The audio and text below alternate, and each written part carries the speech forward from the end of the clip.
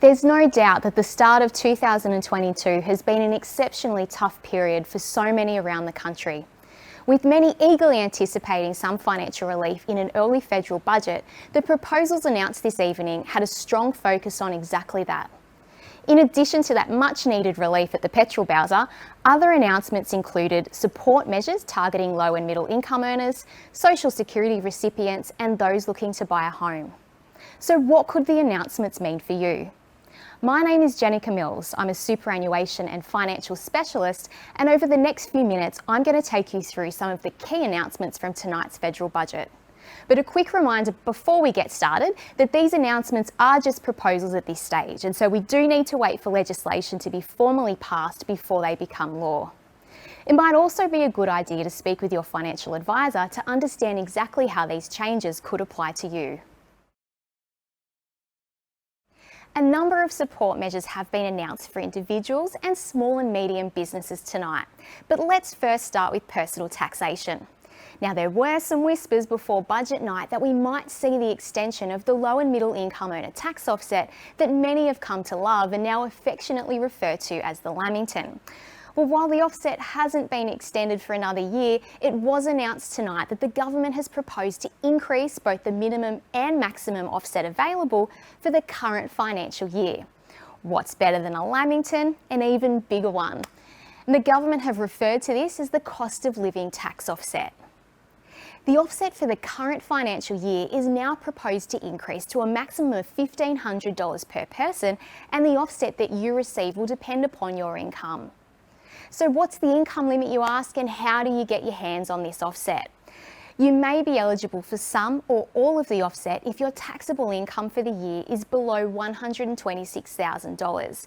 And the good news is you don't need to do anything at all to receive this one. If you're eligible, it will be applied automatically when you submit your tax return after the 30th of June this year, and it might result in a tax refund, of course, depending on your circumstances. Now to those of you who run a business. Well, tonight there was also something in the budget for you, with some announcements relating to providing cash flow support and the reduction of red tape for certain small to medium-sized businesses, sole traders and individuals. The proposals include changes to the calculation of PAYG instalments and the implementation of smart technology solutions to make some reporting obligations faster, easier and more accurate. Now, to find out more about these proposals, visit ato.gov.au. Compared to what we've seen in previous years, this budget was very light on in relation to superannuation and retirement savings, with no changes proposed to any of the superannuation contribution rules. Just a single proposal tonight relating to retirement savings. What a relief.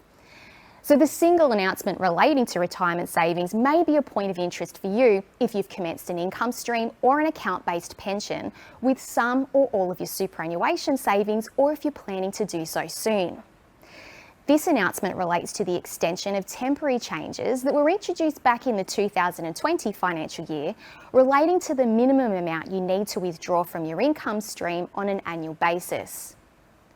Now, when you commence an income stream or an account-based pension with your superannuation funds, you need to draw an annual minimum pension payment, and that's based on the balance of your income stream and your age.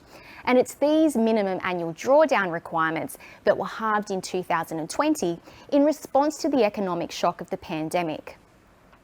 These minimum drawdown requirements are due to return to their normal rate on the 1st of July. However, the government has proposed to extend this drawdown relief for yet another year. Now, if this change does become law and you have an impacted income stream, it'll be really important to check what your income needs are for the year ahead and to contact your super fund to make sure that the income you receive going forward is right for you. And if you have a financial advisor, it would be a great idea to speak with them about your own circumstances to make sure that you have the right arrangements in place for the year ahead. Getting on that property merry-go-round can be really tough in today's market, especially if you're a first home buyer or you're a single parent trying to enter or re-enter the property market and you're going it alone. Saving a deposit of 20% on top of life's other expenses can be a real challenge. And if you can't, you may have that added expense of lender's mortgage insurance, which can be quite a significant amount of money. Tonight, the government has announced a range of support measures for eligible home buyers through the expansion of the First Home Guarantee and the Family Home Guarantee schemes, as well as the introduction of a new regional guarantee scheme. Now, note there that the First Home Guarantee scheme used to be called the First Home Loan Deposit Scheme. A total of 50,000 places will be made available under all three schemes each year for the next 3 years, with 35,000 places available each year thereafter. Haven't heard about these schemes before? Well, in a nutshell, if you submit a successful application, the assistance you'll receive is a government loan guarantee to help you purchase a home with a smaller deposit and without that lender's mortgage insurance expense. This could help you purchase your first home with as little as a 5% deposit under the First Home Guarantee Scheme or 2% under the Family Home Guarantee Scheme, with the government effectively providing a guarantee for up to 18% of the purchase price. Now, there are a few boxes you'll need to tick to be eligible, and these requirements may differ depending on which support you're applying for. Eligibility rules include income limits and property price caps, which differ based upon your region. If the proposals are implemented, applications can be made to secure a guarantee directly via any one of the approved lenders. To find out more about the schemes and to check the list of approved lenders, visit nhfic.gov.au.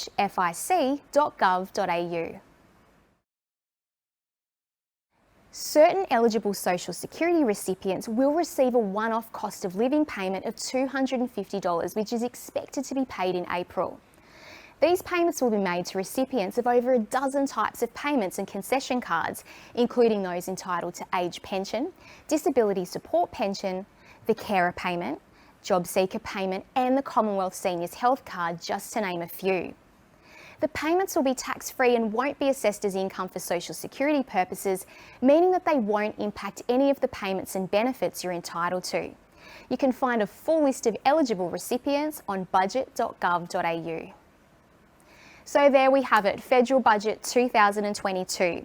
Now, everything we've just talked about will need to be formally legislated to become law, and the commencement date for some of these measures may actually depend on when this legislation is passed.